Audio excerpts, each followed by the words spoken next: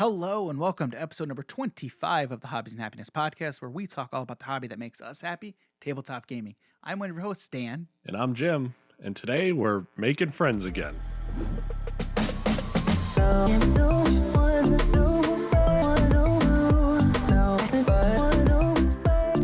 All right, yeah, so we are making more friends. We're not going to stop making friends. No. Honestly, I feel like we've kind of turned into just interviewing people, and honestly, I'm all for it. I'm having a lot of fun meeting all these people in the community, and, you know, today's no different. Today, we have a conversation with Jonathan and Will from Roll for Crit, and actually their channel, their YouTube channel, was one of the first tabletop channels that I came across kind of when I was getting into the hobby. Wow. So this episode is honestly a little special for me. I had a lot of fun. I know Jim had a lot of fun too. So you know what? Let's just jump right into the conversation so you guys can listen in. So here we go. All right. So today we've got Jon and Will on from Roll for Crit. Roll for Crit. There we go. It's been that kind of day, guys. How are you today? Good. Having the best time over here. Already feeling welcomed and loved. So we're excited to meet you guys. Awesome. Mm-hmm. So before we get into it, I wanted to tell you guys. So when I got into the tabletop hobby, my first kind of games that I really got into were DC Deck Builder and Marvel Legendary.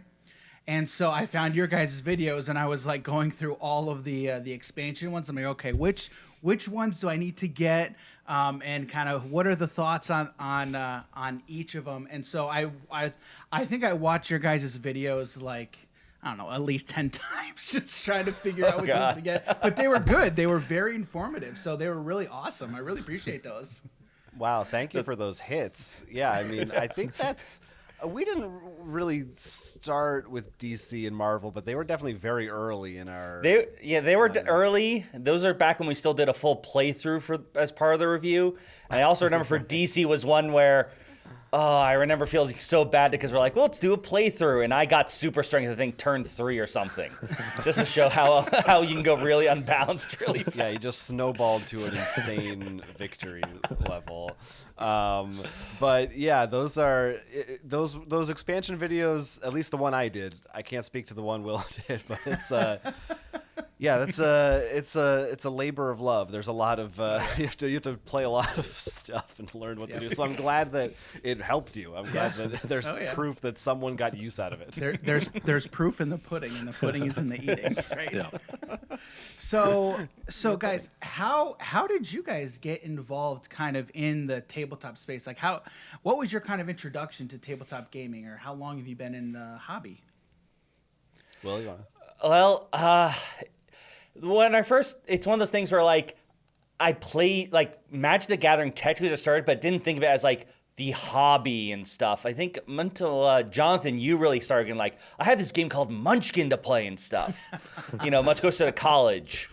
Like before, I like had on and off with Magic, but it always just felt like it's like Monopoly or something where you just like you play. You don't think of it as like a whole genre. Like when you're like, I play video games. Right. Yeah. And like that was the first time like playing Munchkin. I remember doing that in college more, but then our first game nights were just after we graduated, and that was the first time like, there's this whole weird world. And then from there, we escalated way too fast because I feel like we had like Betrayal, Munchkin, Ticket to Ride, and then all of a sudden Battlestar and Arkham. Like those were like really quickly. We just were ready to dive into the deep end. Yeah. The bug bit, we were ready to go. Yeah. Yeah, so our origins, I guess, kind of intertwine in that way. So if I'm to blame is what you're trying to say. But yeah, Munchkin was a big one. I remember Cutthroat Caverns was along the same lines as a good like kind of early casual game. And then Battlestar and then all that. And then we just started doing game nights. I was like, hey, here's an idea. We should invite people to my house and make them play games with me, because otherwise I can't justify spending all this money on these games. And we used to get a lot more people than we do now. Everyone left and moved away and doesn't love us anymore. But we still play. There you go. I don't know. There's probably some more details in there somewhere. But Yeah, that's but these are cliff notes. Yeah. right. So Will, are you a big Magic player, or is that just kind of how you kind of got into? I still do play Magic. I still follow it. My main way I play it though really is Commander now, because that way I don't have to feel bad if something rotates out. Sounds about right. Sounds about right. So how many Commander decks do you have?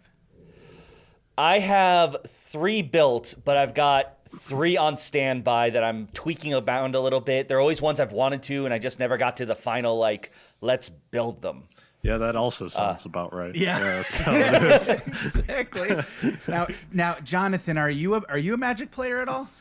No, not I at all. tried. I've tried. Any card games? Jumpstart is the TCGs? closest I can got him to. Okay. Yeah, I mean, I don't. So I can remember my in like middle school, a bunch of my friends were into Magic, and I remember back then, like kind of playing a little bit with people. I mean, obviously.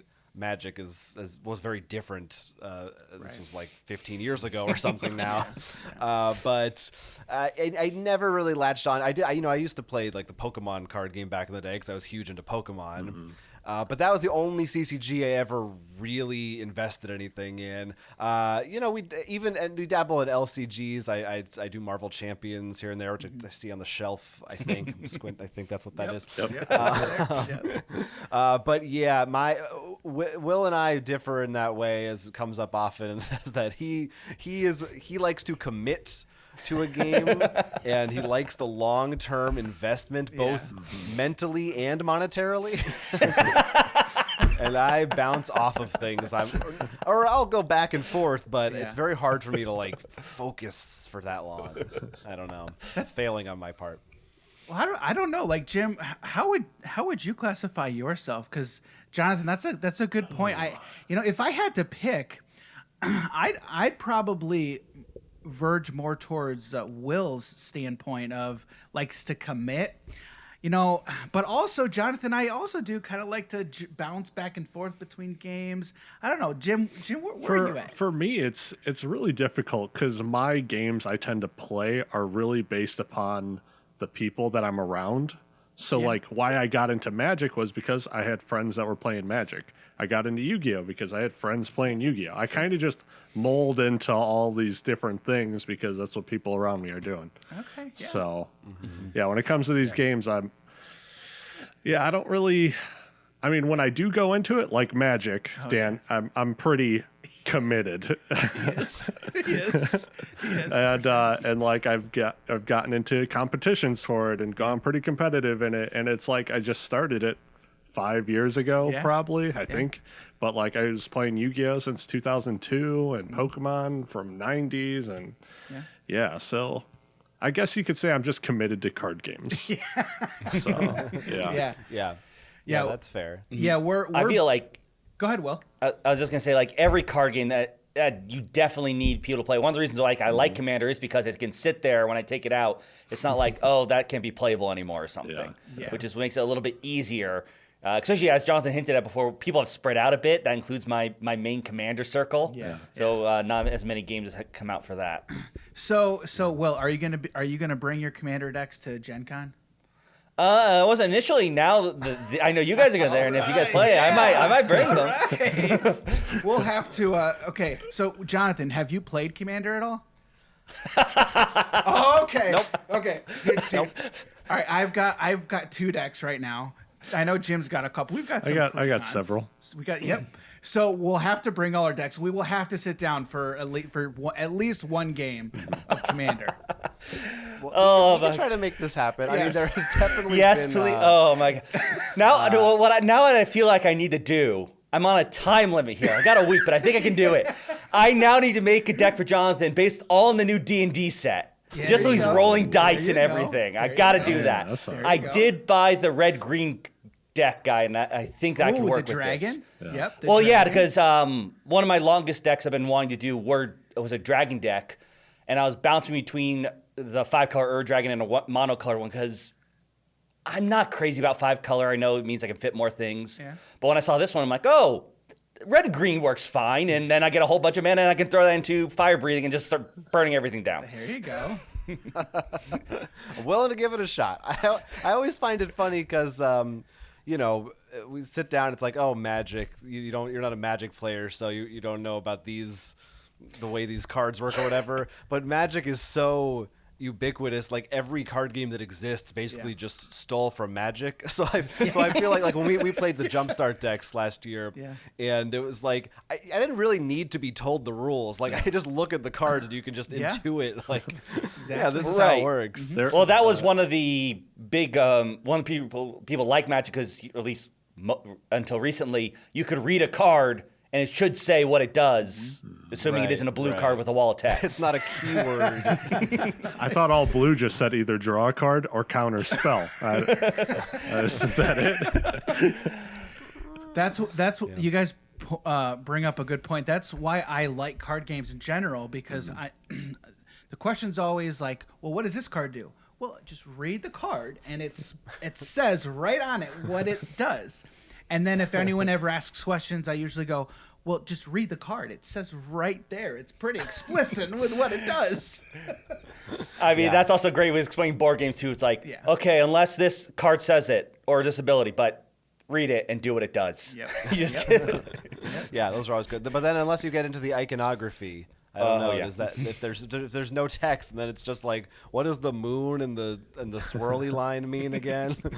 Or again, I mean, keywords again. That's the when you're getting into like legendary, it's just. I will say what I think is a big hurdle though for card games like these, and at least I think it's one for Jonathan. Is like, look, we said we'll bring you a deck. You know, if we go play Ticket to Ride, we just open it, pop it open. Yeah. A lot of the other games you have to do the prep work beforehand, and that's definitely a much scarier hurdle that I'm always worried about myself, which is why it's always like, even if you bring a deck, it's like, oh, but they might not know this card or something you take for granted, like a combo, or like everyone knows what Counterspell does.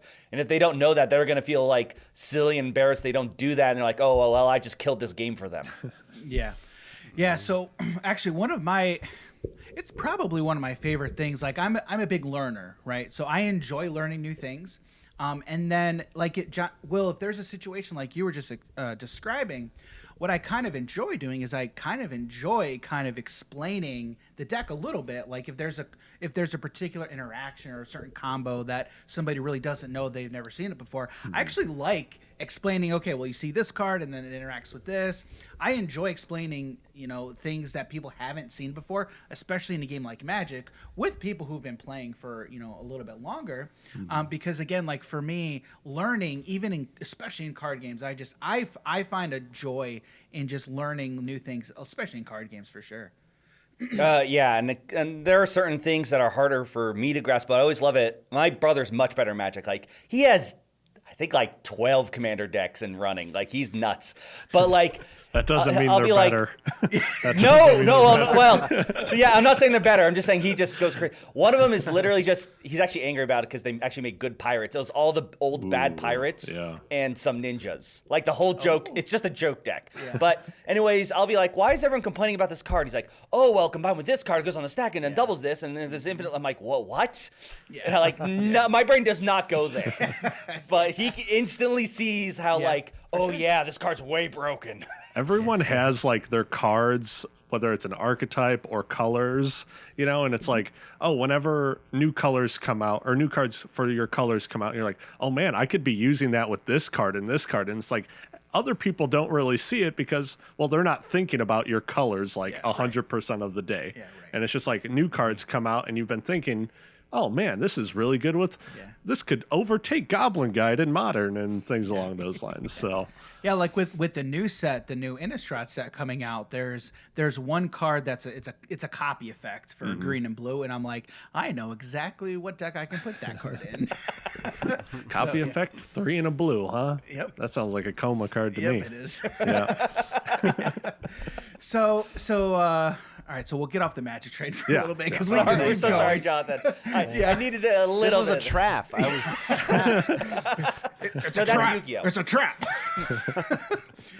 Go all kinds of places. Yeah. So guys, how long have you guys known each other? Since high school. We went to the same high school together. So whatever, 2004.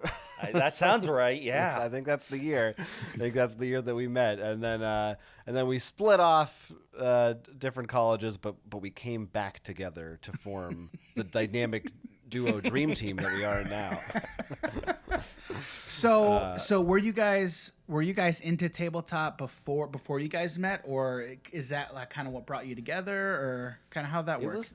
It really developed tangentially. I think after, like you said, well, like not really until we were in college did I really start to take an interest of it, and then we came back together and I threw it at you. I don't. Yeah, I mean, like in high school, I don't remember you talking about Magic that much, or was that? I think no Magic. I think that was when I was off. It was like I was on during like grade school, went off for a little bit, was back 7th grade. I think I went off again because I didn't know anyone. Yeah, it's Right. weird. I had this cyclical loop with Magic. Well, it's like we were saying, when you have the people around who will play right, with you. and it's also just like it did also prime me already for tabletops. That's why it's not that you started me there. I was just like I was ready to go, and you just opened the door to a different kind, one that doesn't cost nearly as much. Right, which I think like a lot of people around that same time. It's like we weren't quite at the right when Catan was becoming a huge thing, but it was kind of that wave of board games are a thing now, like get in on the ground floor. It was actually We're on, really like, the third weird. level.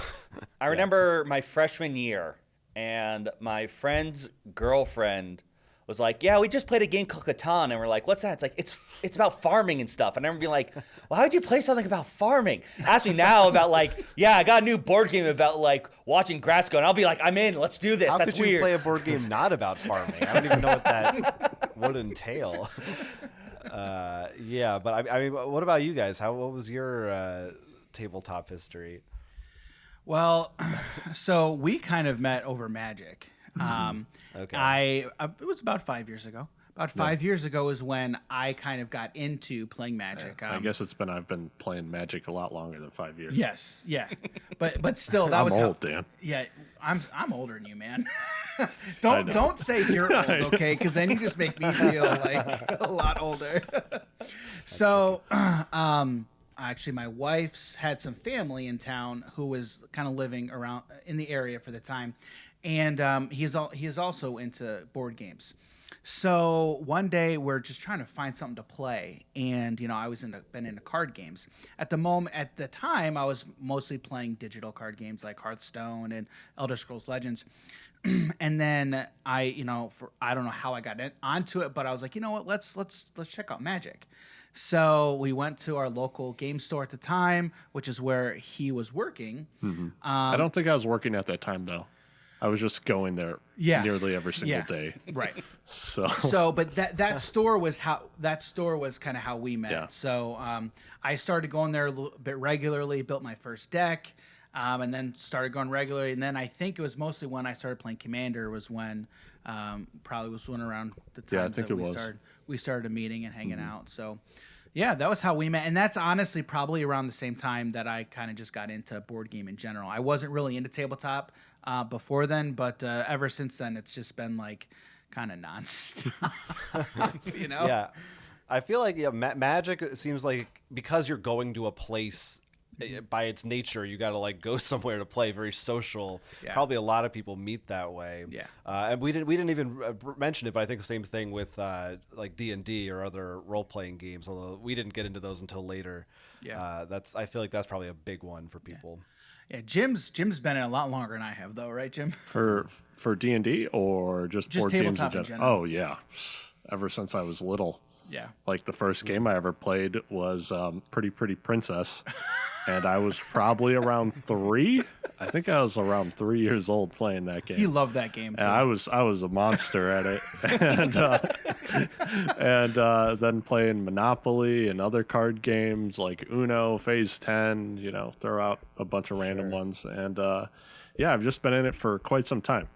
And now it's like it's all we want to do. So yeah, that's been my whole life. Yeah. Why stop now? Yep. So it's all about why we started our YouTube channel, why we've got this podcast, why pretty much it's basically informing kind of everything that we're doing moving forward. So it's been a blast. So now why did you guys end up starting your channel? What's the story there? Well, I can't remember. We just said like we were interested in board games. We're like, hey, what if we actually ran a store online, but also like the friendly game store where you can get advice on what to play, and it's not just your faceless entity. So that's where we came up with like, oh, and because Jonathan actually had dabbled with videos and stuff before. I'm still completely clueless on how this stuff works, and you're like, yeah, okay. So we actually had a digital store selling board games in addition to the channel beforehand. And that eats up quite a bit of time when you have to pack up a whole bunch of boxes. You can actually see the change in release dates and quality as soon as we close the store down, because we realized like we can't compete with Amazon anymore, and like we weren't giving the channel the love it deserved. Yeah, so that was our initial. Yeah, it was a combo, content creation and online storefront, and then a few years ago we transitioned to just doing the part that we really like the most, which is just the talking about games like you guys are saying. And I think there's something about board games that people who play them just want to talk about them.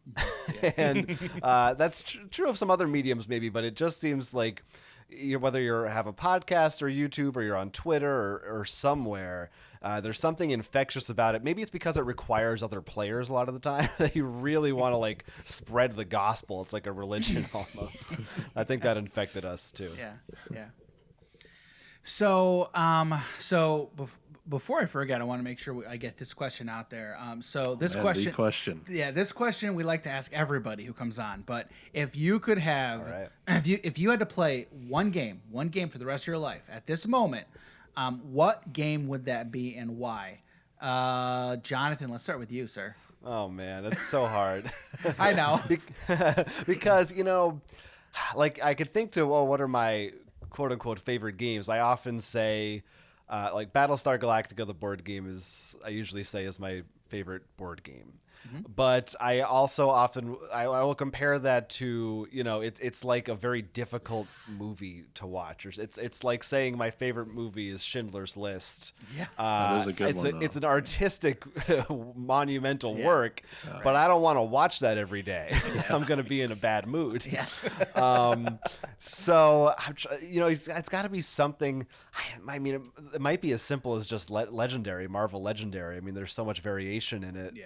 And you do have so much. It has some co-op. It's got some competitive. I do love Marvel, and it's a game that we've played a lot and can't get tired of. And I bet Will's mad because I took his answer now. Maybe no. I actually listened to previous podcasts, so I knew this question was coming. The problem is the answer to the last one. Well, that's because the last one is what I'd say, but I feel it's cheating, and that's the Arkham Horror card game. But I feel that's cheating because it keeps releasing stuff. So I'm keep getting more new stuff. Well, what if we say it gets cut off? Question. You're on an island. You have to take your collection with you, and you don't get. Well, I would not be bringing now. a game if I was trapped on an island. I'll be like, I'm bringing other stuff. I framed the question a couple of weeks ago to somebody about being on an island. I'm like, okay, well, that doesn't even make any sense. So let's just say. Which games pieces are the most useful to build a boat? That's what Gloomhaven. I think I can fit in that box. Which one are the most flammable to like make a fire and stuff? Like really big fire. Maybe there's a plane coming around. Who knows? Yeah. But I mean, even now, I think with everything that's offered, Arkham Horror would still just blast most things out of the water. I think if I'm ignoring that, I would have to go with. I think I might go with Dinosaur Island, Possible World. Okay. It's got a lot of stuff in there. I think I could do solo and the competitive and stuff. And when someone comes over, I'm like, I have a game. But I haven't played that one yet, but I'm excited to. I plan on picking it up probably next week. I mean, let's be honest, if I'm able to. So, I've heard a lot of good things about that game. Mm-hmm. Yeah, I've enjoyed Island a lot, and we'll see. World has more stuff, so fingers crossed. Yeah, but Dinosaur Legendary World, is an easy pick, Yeah. especially if you have the encounters with it. Okay, that's cheating if you include all the spin-offs. Everything under the legendary umbrella, let's just say. So here's a question for you guys. So Jim and I have had this conversation quite a bit. I mean, if we're honest, we would tell you we're card game players. Like, we love card games, and that's definitely where our hearts lie, is like strategic card games. That's our forte, and that's really kind of where our niche really lies, is strategic card games. It's what we love. Now, we still love board games too, don't get me wrong. And there's a ton of great board games. I mean, like you said, Dinosaur Island, I'm stoked to play that game because it looks awesome. But Would you? How would you guys consider yourselves? Do you guys mostly like to play card games? Would you consider yourself more card game players, or kind of how would you describe yourself in the tabletop sense? I guess. I definitely am more card game player than Jonathan, but because once again, going back to people around here, it's just I know board games are so much easier. Mm-hmm. But because I still have a lot of different card games, I get into them really easily. Yeah. So I think it's in my DNA, but board games are just something that I found very easy more likely to get to the table. Yeah. At least around us. Yeah.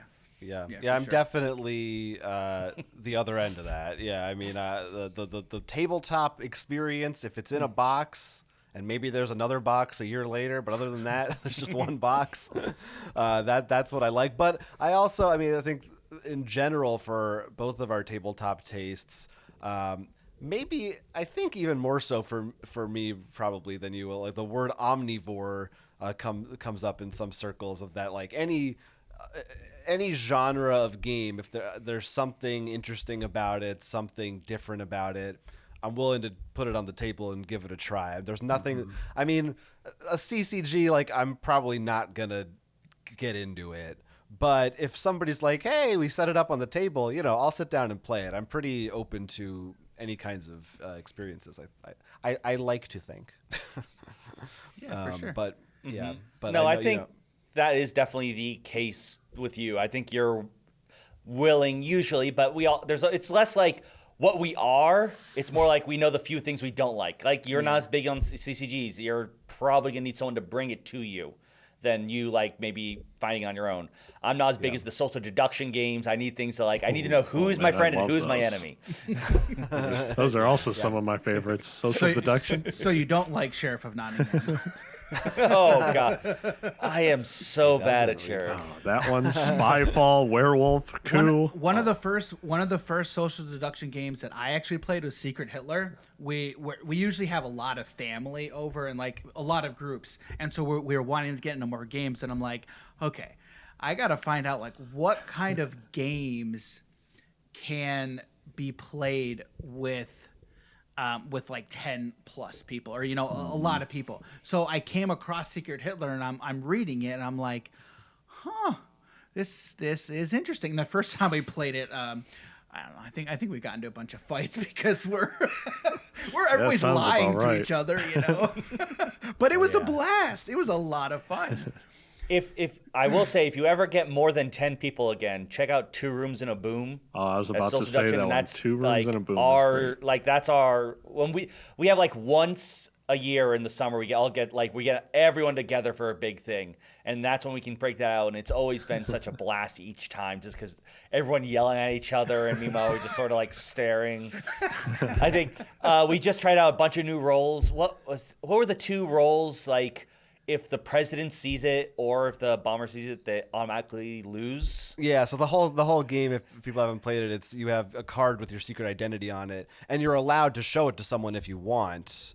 At any time. It's like very free form, but then they may add cards that make things more complicated. So it's like if you want to win, you have to find this person, but if you see the wrong person, maybe you lose or something like that. So there's all kinds of there's a ton of variations. You'll usually see that at cons where they'll have groups of like 30 people doing a game of that. And it's they're, which I have never done, but they're wild. And those roles were on 2 opposite teams. Pretty much usually you have to wait till the full rounds. They can end it early. And one game, Jonathan and me were like, all right, we'll finally show each other. And we just show each other, and we're just the opposite sides. And so we're just like, oh yeah, well, we were both trying to may the best man win. Yeah. There's some fun moments there, but yeah, I mean, I'm a huge social deduction person. That's where I started in the hobby. Really, I mean, even again, Cutthroat Caverns you're not hit and roll, but it's about like alliances and betrayals, and then Battlestar, and then Resistance was one of our big early games. Ooh, and I've never gotten tired of it. I like it. I like lying. I'm a sociopath. Yeah, it is pretty great. Pure-hearted. So for both of you, kind of what's one game that you love that maybe the other one doesn't like? Well, what's a game that you love that's not Magic? That And I won't say the Resistance either or any of those, because that's the same way.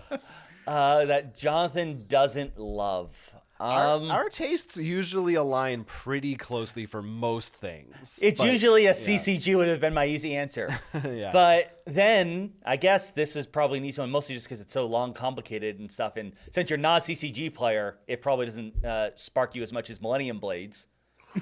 Yes, we talked about that like last week Yes. or a couple weeks ago. Yeah. Yeah, I have that like it all sleeved in this giant box that is like I think it rivals Gloomhaven. I know. But like I just imagine I need to have it hit the table with people who are like, oh, I know trading, I know this.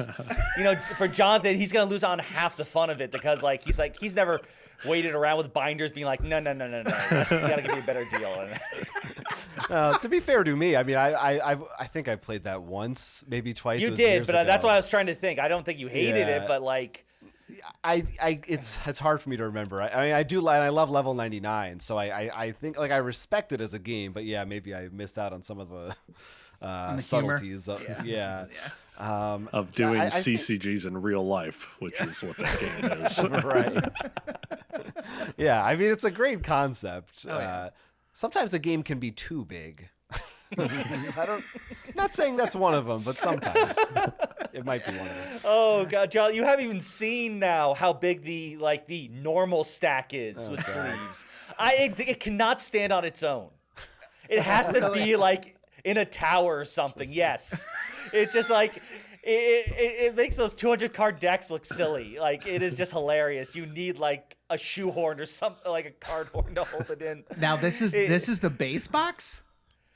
No, I have everything. Okay. So this is like all the expansions, all the little packs, the April Fool's thing. It's all together. Sleeved, I assume. Yes, of all course. sleeved. Inner sleeve, course. double sleeved. No, it's not. I'm not that crazy. I'm not that insane. Hey now. Hey now. This. Hey now. I double sleeve all my commander decks. Well, that's different. You could take one card out of there and probably buy a house. I mean, he's not wrong.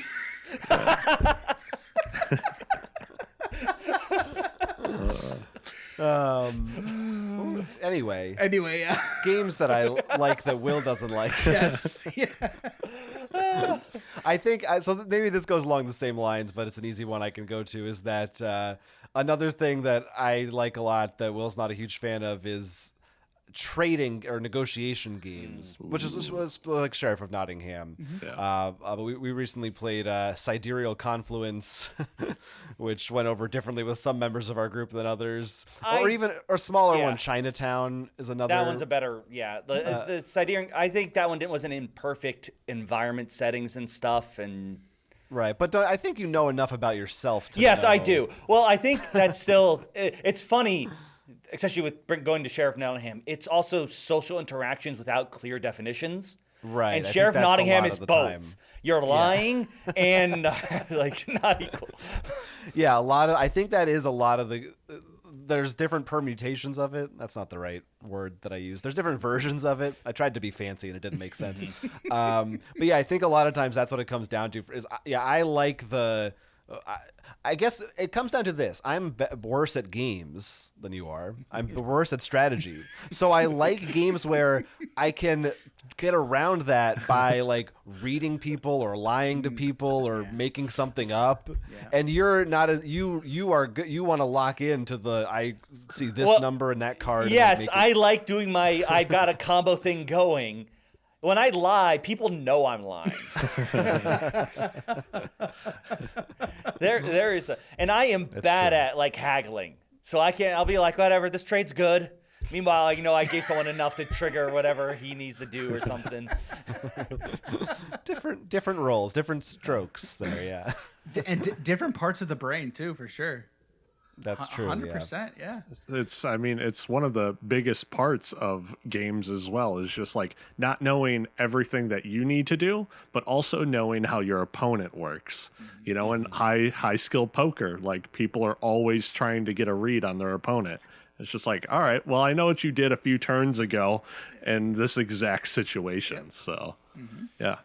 But I can get my hand usually a little bit more around that. For example, like, oh, I know because you've gathered 10 wheat or something that you're going to play this kind of card or whatever. Yeah. Or, playing in Magic, like, oh, you've left that many islands untapped. You got a Cyclonic Rift probably waiting in hand or something.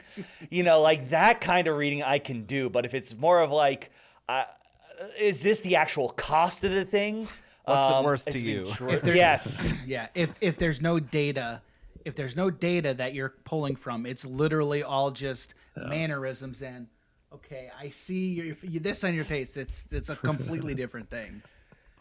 Or if the person isn't comfortable with being lied to or trying to lie to someone, and you're just like, I have no problem doing this.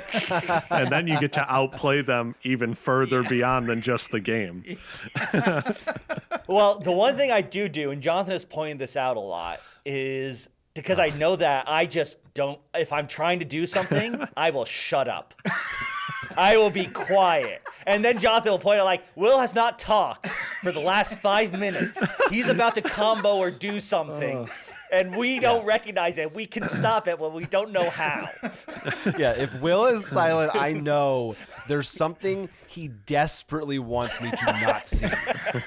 that he's like, please don't take that card or whatever it is. He's giving it away by not giving it away. He has his arms folded, cards like right here tucked in. Well, whereas I was going to say also, I try also some games, especially if there's no interaction in the middle. Like we're not counting where I can do weird things. Yeah. I try to like, okay, I'm just going to try to look away.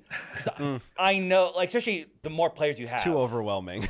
I don't want to try to plan ahead if like let's say take DC deck building. I'm like, oh, there's the card I want to buy. Oh, it doesn't matter until it's my turn. No. If the thing I want's gone, it's gone. Yeah. When I play, I feel like I'm the opposite, where I'll be the dummy going, just like narrating my strategy out loud as I play and letting everyone know what I'm doing. Just like, I could do this or this. That's interesting. But that's why I don't win. That's a really good. That's one of the reasons. I bring this up all the time. Jonathan seems to be like slow in taking in strategies, but for Legendary, like, because we've played so many games of that, I rarely beat you anymore. Like, I'm very good at picking up a really cheap strategy early on, but I run out of gas fast. Yeah. I'm like, I rely on that. I'm a one-trick pony. Yeah.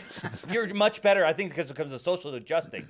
So if you really, after you played enough and learned the rules, Jonathan, you're like, okay, I know how to deal if Will throws this card at me or this. And that's the problem, is you're an omnivore. So you just jump from game to game to game. So it works in my favor. So I can be like, I'm great. Yeah, for sure. I never.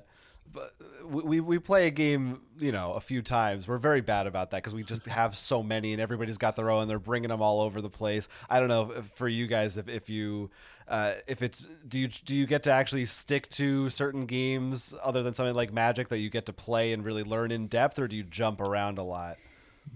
Well, normally for me, I'm the one bringing the games, and I don't have the largest collection, so I'm always like, guys, these games are great, and then we tend to just always play those games with people.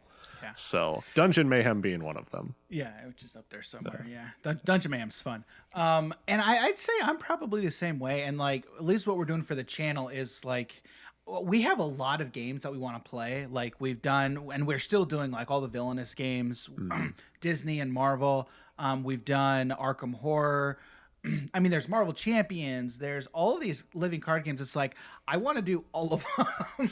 But at the same time, like, I want to try and do it in a way that, you know, makes sense, B, kind of builds on one another, and is not just jumping around. So I like to try and stay kind of doing the same one. Like, a lot of the videos we've done so far, we've done quite a bit of Disney Villainous.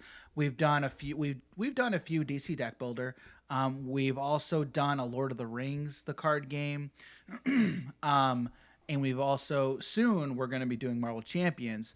But I mean, it's a little bit of both, to be honest. It's balancing which game do we really want to play, you know, and maybe that we haven't played. So I don't know. Sometimes it's a hard balancing act. Yeah. I mean, with all the different board games, the card games I play on top of video games as well, there's so much stuff. There's so much. Yeah. There's too much stuff. Yeah. It's such like first world problems. Yeah, I was going to say first world problems. 100%, yeah. But I'm like nostalgic for the early days when I only had like 6 games because you know, I feel like some of those early games, like we really got to know them because we played them like every week sometimes.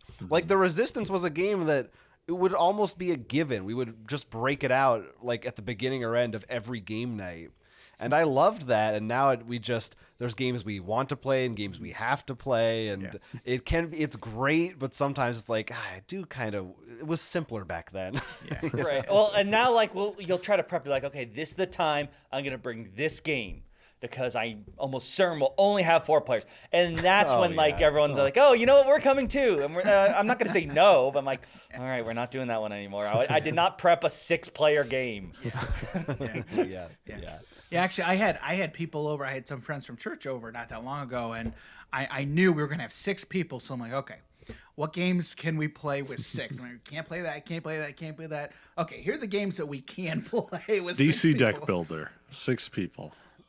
The box says 2 to 5, and I knew there are people in that group that would not want to play it. So I'm like, I want to put this box out there, but I'm not going to for now. Yeah, I think you need what was it? An expansion or something? Yeah, the one where you're on teams together, I think can fit 6. Confrontations? Yes, thank you. I was like, it started with a C. I was like, I don't think it fits that many. Oh no. Yeah. So no. Go ahead, Will. Sorry. No, I was just saying to go. So we're doing great. Yeah. So going off of that, if you guys had to pick, I think I know the answers, but I just want to know why. If you had to go DC Deck Builder or Legendary, which one would Marvel Legendary? I'll be specific. Marvel Legendary. Which one would you pick and why? I think we have the same answer for this because we've made multiple lists. But I mean, for me, it's definitely Legendary. I think for Will, it's a lot closer between the two, but I think ultimately you lean more towards the Legendary side too. I guess I'll also say I personally just like the Legendary. I mean, I like Marvel more, so that helps. Yeah. But just as something as on the very base simple level of the fact that Marvel has the 2 currencies, basically your attack and your recruit points.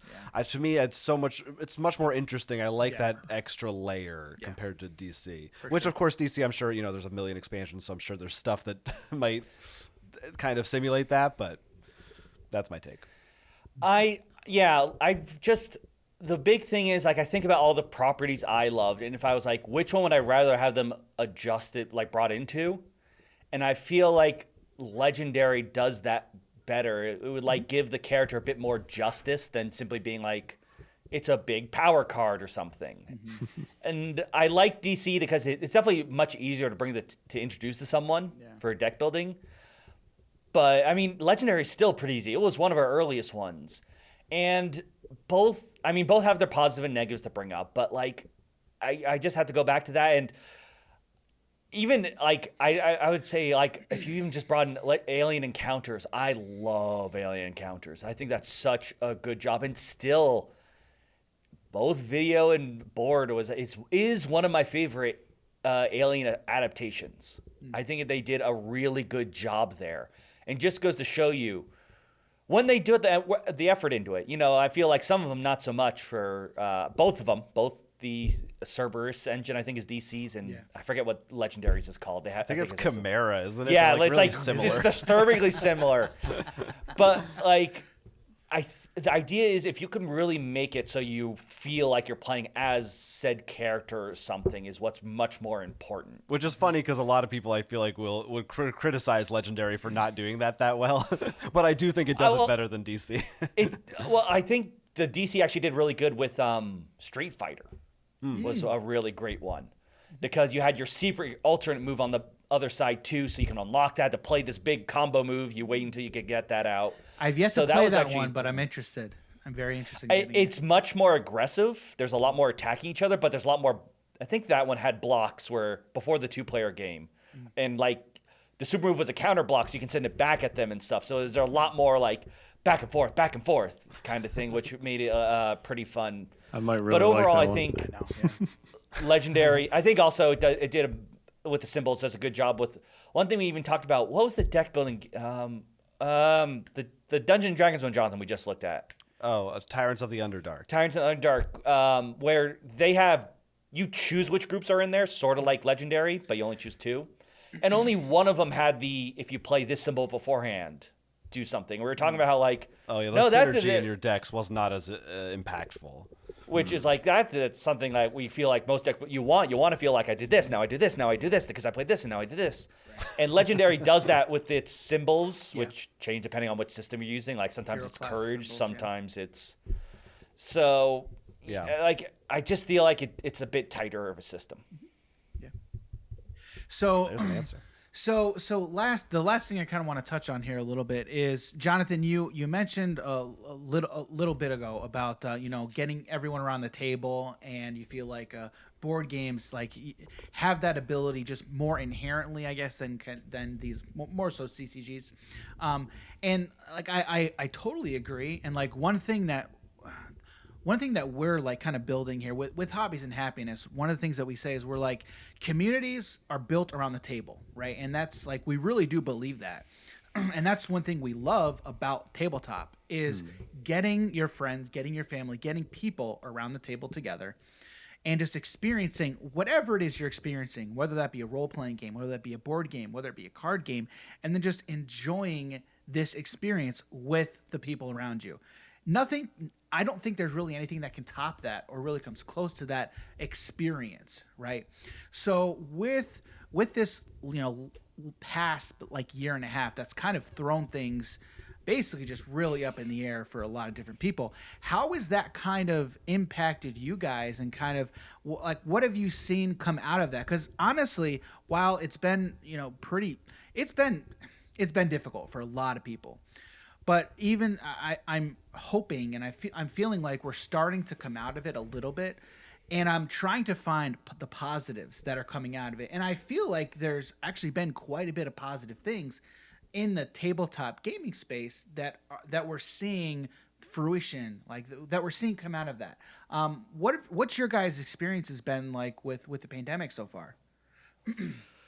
It at first there was like a whole upheaval of our channel because we had to figure out for a period of months, well, how do we film things if we don't want to be in the same room as each other?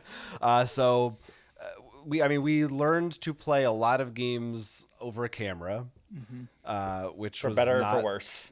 Mostly for worse. It's not always easy. But you learned something new going through that, right? That's true, and same goes for stuff like Tabletop Simulator and Tabletopia, which I think that from what I've heard anecdotally, for publishers and designers, those have been pretty helpful in allowing them to playtest things more easily with people in different places. So that's kind of if we're looking for positive benefits, that's definitely one of them. I don't know. What do you think, Willany? Well, I guess according to sales, more people discovered board games. I think we also heard a lot more like Target exclusives of games that aren't just well, at least what most people expect. 5 years ago, if I mentioned board games, and probably still now, but like people are like, oh, you mean Monopoly and stuff. I'm like, yes, but no. And but now, you hear about like Parks Trails just got an exclusive thing. The Gloomhaven Jaws of the Lion, which I don't think we would have assumed would have sold in a big box retail game like that. Seeing that on Target, that in a Target is like, wow. Yeah. And I mean, the same thing happened, I think, with card games too. Unfortunately, people also realize the collectability of it, and that hurts us more than anything. Yeah. And I just feel we noticed more, like, because of that, and people getting like wanting to play and sit down at the table more. Unlike many multiplayer video games, which I think also got a bit of a boost, but you can't do anything about the people you're sitting in a game with. If someone rage quits, they rage quit. Yeah, you need to be a little bit nicer usually. I mean, there's still we all have nightmare stories if you're playing at maybe random people at conventions and stuff. But it's like, this isn't online. It's hard to say something really mean to someone's face. Yeah. And I'm not talking in the sense of like, not for me, it's not. I'm like, we're not counting getting into a Raptor and asking if you can shoot the Battlestar ship. Viper. I've played enough Call of Duty back in the day. I'm not going to have a problem. Right, we were trained for this. But yes, yes, certainly, yes. If you're at a table looking each other in the eyes, you've got to be nicer to each other. And we've just started only a couple months ago, really starting to do that again. Yeah. And it's certainly, there was a period when the pandemic first started where I felt like there was a novelty to it of like, it's kind of fun to like, I don't have to go anywhere. I'm playing a game. I just point and like, oh, could you move that card for me? This is kind of cool. We're playing with people in different parts of the area. Now I never want to go back to it. There's just no. I'm so sick of playing a game online. We're still not. I think we're like getting used to it. It's still bumpy, but like I don't even remember when we got back to playing together. I realized like, because during the year of lockup, at best, Jonathan, and maybe if we can get someone else that we really trust, we get together, like, we're playing this game because it's for work. It's the only reason we're looking at this thing right now. Yeah. And when we got the game nights, I realized, like, I missed it when we used to be like, yeah, we'd play something that we want to either talk about on the show or we need to for a Kickstarter preview or something. But then we choose some other games because we want to play Legendary or something. It's much more like, and there would be like, oh, you know what? Let's also go out and try that new restaurant. Like, there was so much less pressure, more of a social aspect to it. And it became so obvious once I came back to it. I'm like, oh my God, this is gone. Where did this go? Yeah. It was tough. Yeah. Tough year. So, all right. So wrapping up here a little bit. So guys, where can people find you online? If they want to follow your whereabouts, where can they find you on the internet? By all means. I'll do it. Okay. All right. Well, you can find us. We're called Roll for Crit, and at rollforcrit.com, you'll find links to our YouTube channel, our podcast that comes out every week. We've also got Twitch streams. That's twitch.tv/rollforcritlive. Really, you could just go to rollforcrit.com. All the stuff is there and linked.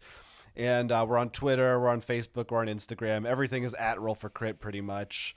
And we will be at GenCon maybe when this goes live. I don't know. As I think I've heard the day before you guys are going to be. Oh yes, yes. It's our first GenCon. We are looking forward to it.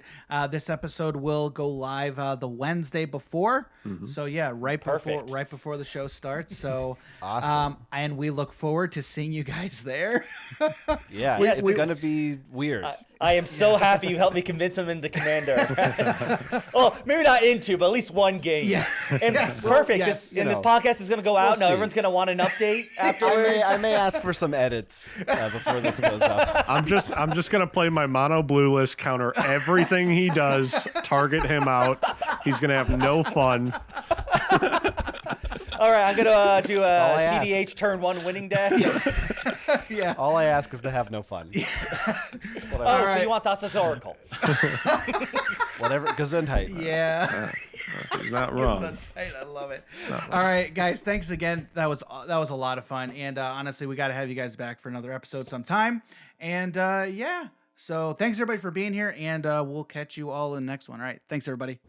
All right. So thanks again, Jon and Will. That was a lot of fun. Yeah, it was. Dude, that was I feel like every week that we're sitting down with these people, we're just having more and more fun. It's like during these conversations, I'm like, dude, I feel like I could not have more fun than I just did. I think it's because we got to talk more about magic this episode. Yeah, probably. Yeah, probably. Yeah, so that was a lot of fun. And you know what? I can't wait for Gen Con, which if you're listening to this is happening starting tomorrow. Yes. So hopefully we get to see Jon and Will there and sit down for a game of Commander. And other people who's ever watching this, if yes, you guys go to Gen Con. If you're at Gen Con, find us, hit us up. It won't be difficult to find me. Nope.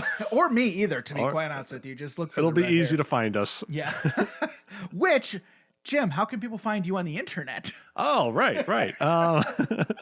You guys can find me on Twitter and Instagram at Jim Morgan HNH. You can find me on Twitter at _DJ Campbell and Instagram at Daniel.G.Campbell. And then you can find Hobbies and Happiness pretty much on every social platform. Normally it's hobbies.n.happiness. But if you go to our website, everything is linked there, so you can find us there. Again, Jim, thanks. That was a lot of fun. Yeah, it was. And stay tuned next week. What we're going to do is we're going to have basically like a wrap-up of Gen Con, and we're going to get back from Gen Con and kind of just sit down. And honestly, it's just going to be me and Jim for the first time in a while, and we're just going to talk and hang out and just talk about all the fun that we had at Gen Con. So I cannot wait for that. So stay tuned. All right. Thanks again, everybody, for being here, and we will see you next week.